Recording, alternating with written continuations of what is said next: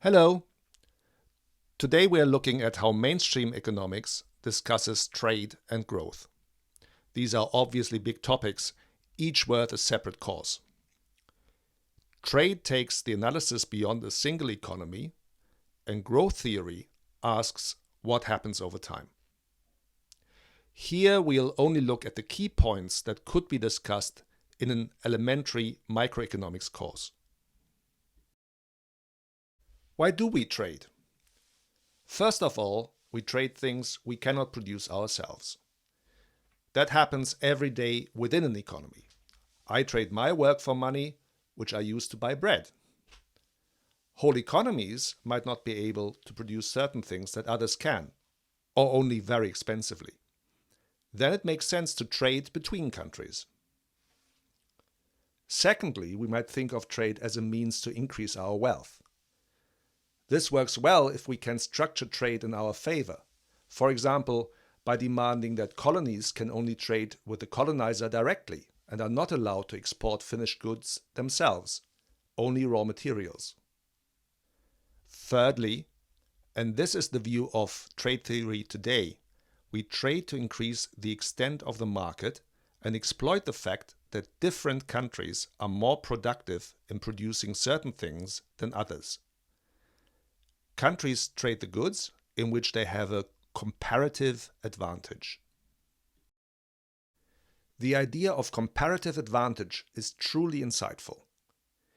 Even if a country is less efficient at producing every good, it pays to specialize. The example shows how much wine production has to be sacrificed if you move one worker to produce cloth.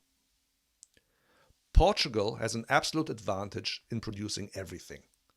Each worker produces more wine or cloth than a Spanish worker.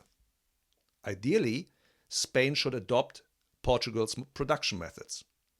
But even if Spain can't do that, both countries can be made better off by specializing. Spain in wine and Portugal in cloth. The price settles somewhere in between the domestic exchange ratios. In that case, Spain gets more cloth for each bottle of wine than it could get by itself, and Portugal has to sacrifice less cloth to get a bottle of wine than it would if it produced wine by itself. Both are better off. Free trade along the lines of competitive advantage makes both trading partners better off. It is important to note, though, that the country with the absolute advantage has a higher standard of living than the other one.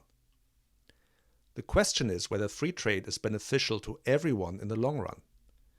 Does free trade in reality actually strengthen the position of the more developed country and keep the underdeveloped country at a lowered standard of living permanently? Reality suggests that free trade favors the strong. To develop competitive industries and extend a higher standard of living to larger sections of the population from a position of relative disadvantage requires deliberate government intervention. Free trade doesn't create development on its own. Japan and South Korea have demonstrated that a development strategy based on export-oriented growth can work successfully. They used international trade and competition as a disciplining mechanism for domestic firms.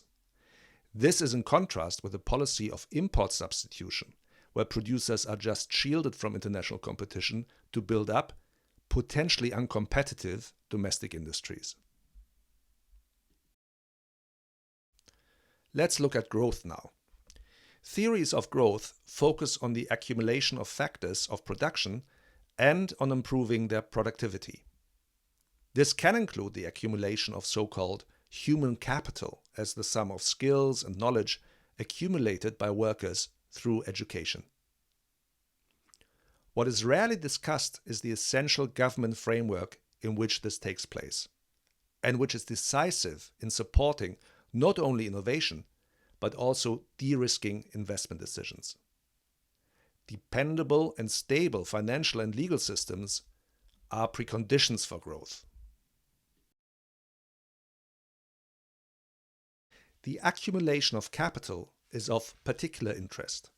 The growth of the working population and of productivity improvements are mostly taking place outside the theory. In the most basic and widespread view, household savings provide the funds to invest. Households need to sacrifice consumption in order to enable investment. This makes sense if you look at it from a production perspective. For a given production capacity, investment goods can only be produced if consumption goods aren't. More investment today creates more consumption tomorrow, which in effect is the interest on the loan. Money is ultimately incidental to the real transactions that happen. This view, however, is fundamentally at odds with reality. Investment is not dependent on savings, and money has a crucial role in its own right. The loanable funds theory is a red herring. In reality, banks create money when they grant loans, and they create matching deposits on their balance sheets at the same time. The only limits on credit or money creation are imposed by financial regulation and the bank's liquidity requirements. A bank needs to be liquid in central bank money to clear payments with other banks and, to a much lesser extent, to provide cash to its customers. It's still important for a bank to attract deposits, but that's to maintain its liquidity and not a precondition for making loans. A bank can't survive if it only creates outflows. It needs matching inflows from other banks. No economy in the world has developed without a financial system to finance investment and capital accumulation. Providing finance is risky. Investors can be wiped out by an unsuccessful venture. A large part of finance is risk management, understanding, quantifying, and handling risk. Higher risks need to be rewarded with higher expectations of returns. The financial crisis demonstrates how the financial sector misunderstood the risks it was running, or how bank executives were incentivized to run high risks in order to achieve returns comparable to their competitors, even if it ruined the firms eventually. In the long aftermath of the financial crisis, central banks around the world created an unprecedented glut of liquidity through quantitative easing. Low interest rates enabled cheap loans and massive increases in asset prices. This shows that far from being a veil, money and finance have a direct impact on the health and structure of an economy and, in particular, on wealth distribution.